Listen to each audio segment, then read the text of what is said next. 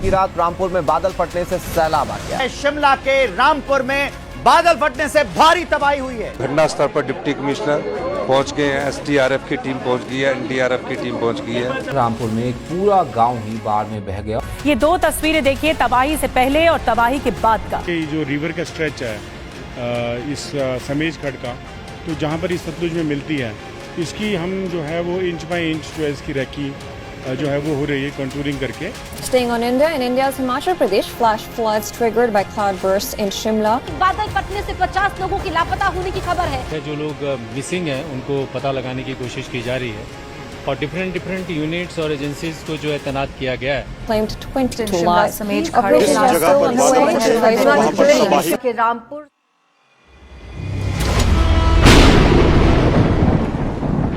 31 जुलाई 2024 की रात जिला प्रशासन शिमला को खबर मिलती है कि राजधानी से करीब 130 किलोमीटर दूर समेज गांव में बादल फटा है। कई लोग बाढ़ में बह गए हैं। इलाके में मूसलाधार बारिश हो रही है और संपर्क पूरी तरह से कट गया है।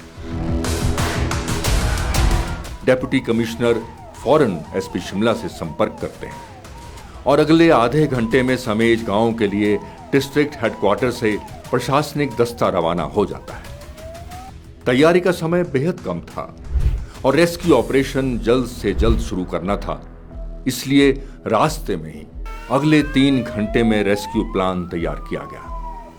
प्रोटोकॉल के तहत चीफ मिनिस्टर और चीफ सेक्रेटरी को इन्फॉर्म करके रोड मैप बनाया गया। जिला मुख्यालय में तैनात होमगार्ड की रिजर्व बटालियन को घटनास्थल पर रवाना होने के आदेश हुए। Army, NDRF, fire fighting team और आईटीबीपी की यूनिट्स को समेज गांव के लिए रात में ही रवाना कर दिया गया। एसडीएम और कंसर्न डीएसपी जो हैं वो लोग मौके पर रवाना हो गए थे, उनसे बातचीत हो गई थी और जितनी भी बाकी एजेंसीज हैं वो साथ साथ जो है उनकी मूवमेंट उस एरिया की तरफ शुरू हो गई थी।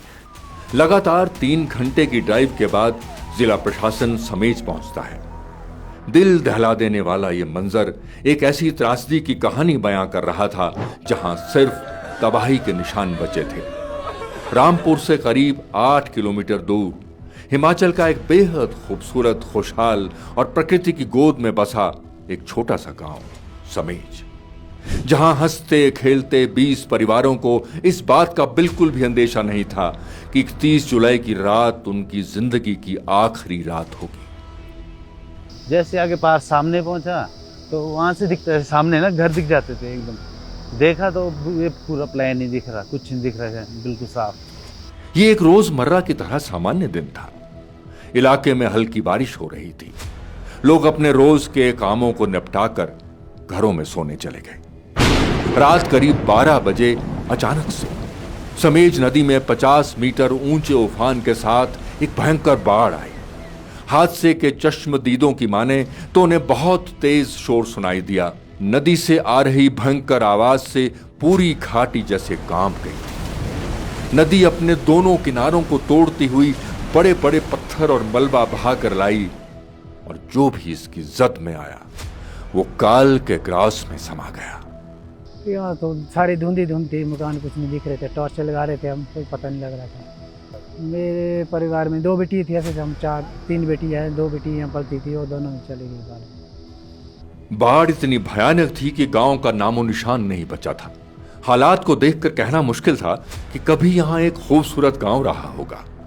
सुनहरे कल के सपने, जिंदगी की उम्मीदें एक पल में सब खत्म हो गए। बाढ़ आई अचानक से ऊपर श्रीखंड रेंज से, तो उसने जो है सरपारा खड्ड के नाम से, जो गांव खड्ड के नाम से चलता है, उस खड्ड में जो बाढ़ आई तो इसने सारा का सारा सिस्टम जो है यहाँ पर तहस नहस कर दिया।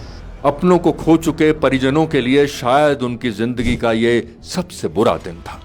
चारों तरफ लोगों की चीख पुकार और मलबे में अपनों को ढूंढती नम आंखें कि शायद कहीं कोई जिंदा मिल जाए। लोगों की माने तो उन्होंने अपनी पूरी जिंदगी में कभी ऐसी त्रासदी नहीं देखी थी, लेकिन कुदरत की विनाश लीला के आगे सब बेबस थे। जांच रिपोर्ट में पता चला कि 31 जुलाई की रात को समेज गांव से 60 किलोमीटर दूर श्रीखंड महादेव के पास 16,000 फीट के एल्टीट्यूड पर एक भयंकर क्लाउड बस्ट हुआ है, जिसकी वजह से यहां से निकलने वाली 3 नदियों में बाढ़ आई। 3 हिस्सों में बटा पानी समेज, खुरमन और खानगी में प्रलय लेकर आया। पानी का बहाव इतना तेज था कि 2 स्मॉल हाइड्रो पावर प्लांट को भी अपने साथ बहा कर ले गया। जिसने भी यह दृश्य देखा उसे अपनी आंखों पर यकीन नहीं हो रहा था। अब प्रशासन के सामने सबसे बड़ी चुनौती थी अपनों को खो चुके परिजनों के साथ मानवीय संवेदना कायम करना, सरकार के सभी विभागों के बीच में समन्वय स्थापित करना और बेहतर प्रबंधन के जरिए जल्द से जल्द राहत और बचाव कार्य शुरू करना। ऐसी स्थिति में जब व्यक्ति अपनी सुध बुध ही खो बैठता है तो ऐसे में उसका ढांढस बंधाना हमारा पहला कर्तव्य बन जाता है। उम्मीद को जिंदा रखना हमारा दूसरा कर्तव्य बन जाता है और उसको हमेशा ये बताना कि हम सरकार प्रशासन पूरी तरह से आपके साथ है। जिला प्रशासन ने घटनास्थल पर ही एक टेम्परेरी कैंप को कंट्रोल रूम बनाया। विभागों के आला अधिकारियों के साथ मीटिंग कर टीमों के कामों का बंटवारा किया, जिससे सरकार की अलग अलग एजेंसियों के बीच तालमेल स्थापित हुआ। हर शाम को राहत कार्यों की समीक्षा और अगले दिन की रणनीति बनाई गई। एजेंसियों के बीच बेहतर कोऑर्डिनेशन से राहत कार्यों में तेजी आई और प्रशासन की तत्परता से जनता में विश्वास कायम हुआ। सबसे बड़ा जो चैलेंज होता है वो डिफरेंट एजेंसीज को कोऑर्डिनेट करने का होता है और इसमें क्योंकि बहुत सारी यूनिफॉर्म ऑर्गेनाइजेशन जो है वो सर्च, रिट्रीवल और रेस्क्यू ऑपरेशन में अपनी सहभागिता निभाने के लिए वहाँ पर आई थी, तो हमने सभी के साथ मिलके ऑन स्पॉट प्लानिंग की।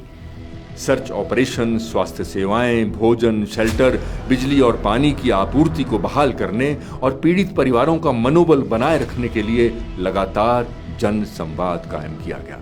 हम लोग आपके साथ यहाँ पर आज भी हैं, पिछले कल भी थे और आने वाले कल भी रहेंगे। हम एक अपनी सच्ची संवेदना यहाँ पर प्रकट करने के लिए आए। 1 घंटे से भी कम समय के अंदर ऑपरेशन शुरू हो गया और सबसे पहले नदी के दूसरे छोर में फंसे लोगों को रस्सियों से बांधकर सुरक्षित स्थानों पर पहुंचाया गया। समेज नदी के सर्च ऑपरेशन के लिए रिवर फ्रंट के 85 किलोमीटर के स्ट्रेच को आइडेंटिफाई किया गया। हर टीम को 3 किलोमीटर का एरिया सर्च ऑपरेशन के लिए दिया गया। प्रशासन की मदद के लिए SJVN ने सर्च ऑपरेशन के लिए 9 JCB मशीनें डिप्लॉय की। सतलुज नदी है और उसकी जो ट्रिब्यूटरीज हैं उनमें जो है वो लॉस ऑफ लाइफ को लेकर या बॉडीज़ जब उसमें मिस हो जाती हैं तो किस प्रकार से वो बिहेव करती है, उन सभी एरियाज़ को हमने चिन्हित किया और सारे ऐसे एरियाज़ आइडेंटिफाई किए जहाँ पे अगर कोई सतलुज में आदमी बह जाए तो वो कहाँ कहाँ मिल सकते हैं। तो 85 किलोमीटर्स का लंबा चौड़ा क्षेत्र था। सरकार आपदा की इस घड़ी में लोगों के साथ खड़ी थी और मुख्यमंत्री श्री सुखविंदर सिंह सुक्खू खुद 24 घंटे राहत कार्य की मॉनिटरिंग कर रहे थे। सारा किराया 3 महीने तक, जब तक हम उनको आपदा राहत में बरसात खत्म नहीं हो जाती, हम देंगे। खाना पीना और उनके स्टोव में गैस का सिलेंडर, चूल्हा, वो सब हम आज उपलब्ध करवा देंगे। ये और इसके अलावा 50,000 रुपया उनको अभी घर के जो अपने कपड़े या खरीदने के लिए वो हम उपलब्ध करवाने जा रहे हैं। पीड़ित परिवारों के लिए भोजन और पीने के पानी की व्यवस्था की गई। किसी भी आपातकालीन स्थिति से निपटने के लिए डॉक्टर और पैरामेडिकल टीमें तैनात की गईं। एम्बुलेंस से लेकर दवाइयों तक का इंतजाम किया गया। समेज गांव से रामपुर शहर को मिलने वाली पानी की सप्लाई भी ठप हो गई थी और करीब 8 किलोमीटर के दायरे में बिजली के खंभे उखड़ चुके थे। बिजली और जल शक्ति विभाग के कर्मचारियों ने दिन रात मेहनत करके मानव जीवन की इन जरूरी सेवाओं को बहाल किया। कंधों पर बिजली के पोल और पानी की पाइपों को पहाड़ पर चढ़ाकर इस दुख की घड़ी में अपने फर्ज को निभाया। खराब मौसम के बीच नुकसान का जायजा लेने के लिए समेज गांव से आगे टीमें रवाना करनी थी, लेकिन सड़क संपर्क कई जगह से कट चुका था, इसलिए फौरन लकड़ी और रस्सी के पुल बनाए गए। गानवी के पास खराब हुए रोड को 24 घंटों में रिपेयर किया गया। सर्च ऑपरेशन के तीसरे दिन प्रशासन को कुछ मृतकों के शव खोजने में सफलता तो मिलती है, लेकिन क्षत विक्षत हो चुके इन शवों को पहचानना नामुमकिन था। इसके लिए प्रशासन ने DNA प्रोफाइलिंग की मदद ली। पीड़ित परिवारों के ब्लड सैंपल लेकर शवों के साथ उनके डीएनए मैच करवाए। डीएनए मैचिंग के बाद प्रशासन ने इन परिवारों को उनके प्रियजनों के शव सौंपने शुरू किए। डीएनए प्रोफाइलिंग का हमने निर्णय लिया कि हम जो उनके परिवारजन हैं, जो ब्लड रिलेशन में हैं, उनके प्राइमरी सैंपल्स लेंगे और उनको जो मिसिंग जो लोग हैं उनके साथ उनका मैच करवाएंगे। और हमारी ये कार्य योजना जो बहुत संतोषजनक रही। प्रशासन ने सर्च ऑपरेशन को न केवल तकनीकी अभियान बनाया बल्कि एक मानवीय अभियान भी बनाया ताकि पीड़ितों को सहारा और संवेदना मिल सके। इस पूरे ऑपरेशन में कहीं पैसे की कमी आड़े न आए, इसके लिए डिस्ट्रिक्ट ट्रेजरी को आधी रात तक खुले रखने के आदेश हुए। पीड़ित परिवारों के बैंक खातों का पता लगाने के लिए एसबीआई और यूको बैंक के अधिकारियों को मौके पर ही बुलाया गया। पीड़ितों को स्टेट डिजास्टर रिलीफ मैनुअल के हिसाब से तुरंत आर्थिक सहायता और राहत सामग्री बांटी गई। बेघर हुए लोगों के लिए रामपुर के बुशहर सदन में रहने का इंतजाम हुआ। इस सर्च अभियान को ज्यादा प्रभावी बनाने के लिए आधुनिक तकनीक का भी इस्तेमाल किया गया। ड्रोन्स के जरिए एरिया की मैपिंग हुई जिससे छोटे से छोटे इलाकों को सर्च किया जा सके। मेटल डिटेक्टर और आर्मी के स्निफर डॉग्स को सर्च ऑपरेशन में जोड़ा गया जिससे लापता व्यक्तियों का पता लगाने में मदद मिली। 20 दिनों तक चले इस सर्च और रेस्क्यू ऑपरेशन में प्रशासन ने 23 मृतकों को खोजने में सफलता प्राप्त की। इस अभियान में सरकार के अलग अलग विभागों के लगभग 700 जवान दिन रात जुटे रहे जिन्होंने अपनी जान को जोखिम में डालकर रेस्क्यू ऑपरेशन चलाया। ठीक है, लोगों की आपने उम्मीदों को जिंदा रखा। किसी की गाय लाए, किसी का कुत्ता लाए, किसी के बच्चे को लेके आए। तो ये एक जो मानवता का रिश्ता है इस पूरे एपिसोड में और उम्मीद का रिश्ता, ये आपने जिंदा रखा। जिला प्रशासन और एसपी शिमला ने मिलकर एक टीम की तरह काम किया। इस आपदा की घड़ी में मानवीय संवेदना और प्रशासनिक तत्परता की मिसाल ये रेस्क्यू ऑपरेशन सरकार की जनता के प्रति जवाबदेही दिखाता है। क्योंकि ये कड़ी है हमारे और बीच और सरकार के बीच, ये मुख्य कड़ी होती है। करता चाहूँगा अपनी जनता की तरफ से कि आपने अपने दिल की गहराइयों से जो हो सकता था, जितना प्रयास करने की कोशिश की, वो यहाँ के लोगों को सहायता करने के लिए अपना समय दिया।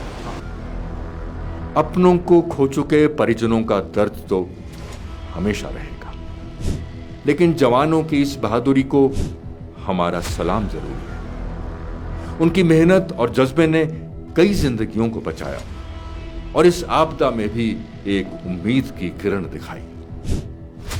इस मुश्किल समय में प्रशासन की संवेदनशीलता और तत्परता ने मानवीय संवेदनाओं का परिचय दिया और ये साबित किया कि सरकार अपने नागरिकों के साथ खड़ी है।